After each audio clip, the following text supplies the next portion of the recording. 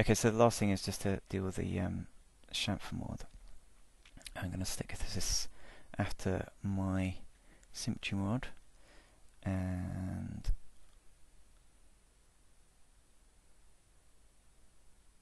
there it is. And you can see when I first turn it on, I get this, which is interesting, but not what I want. So let's just turn off that turbo smooth for a moment. I'm going to press F4, and you can see it's actually chamfered every edge, which is no good. So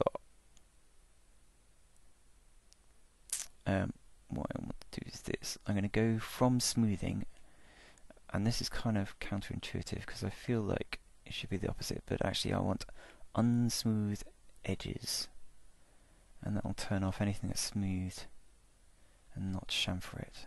So now you can see I'm just chamfering the bits I need. I'll turn on turbo smooth again. You get that.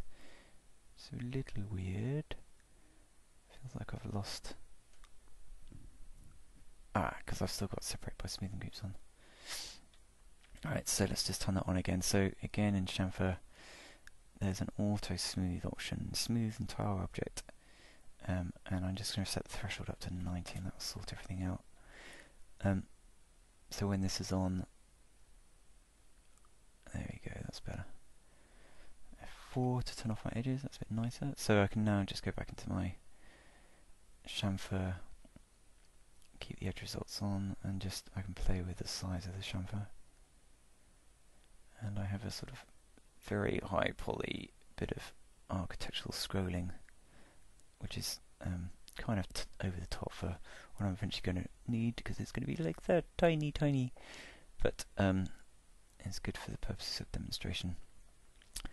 I'll probably, when I actually use it in scene, I'll probably just leave the turbo smooth on and have it like that. But it's useful to know how to use the chamfer mod for other things. Just to finish off the chamfer mod, you can turn F4. The tension controls this shape, and in fact actually let's modify it. So tension 1 will just, if I turn it off, will just trim the edge and make it flat. Tension 0.5 will give it a curve like that. You can see it's rounding everything off. I can add more segments to make a nice round curve. But if I am doing a turbo smooth operation, I actually need it to be a corner like that. So I set my tension to 0 to make it a corner. Then I get a better result from my turbo smooth. A much nicer edge. Again, I can play with the distance. And see if what it's going on is when I make this corner. If I go to front view, there we go. Yeah, you can see the cage there. So I'll just zoom in. Okay. Let's turn. I'm going to chamfer mode. I'm going to turn off selections. I'm going to select all edges, so my edge selection won't affect anything. Turn off on results. Anyway, so there's my subdivision cage. So you can see that this part of the poly is all flat. Then we get a nice round corner, and that's all flat as well. And that's because up here we have our corners, and they're straight. So it's just curving that a little bit because these lines are straight. And if I go into chamfer and I turn it to 1, then you'll see I'll get a different result. It's sort of continuously smooth, and the bits that I want to be straight are actually curved.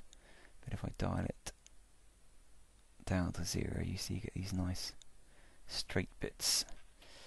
So it makes a flatter finish on your flat bits. You see the difference. Dial it in, dial it out, dial it in, dial it out. And there we go.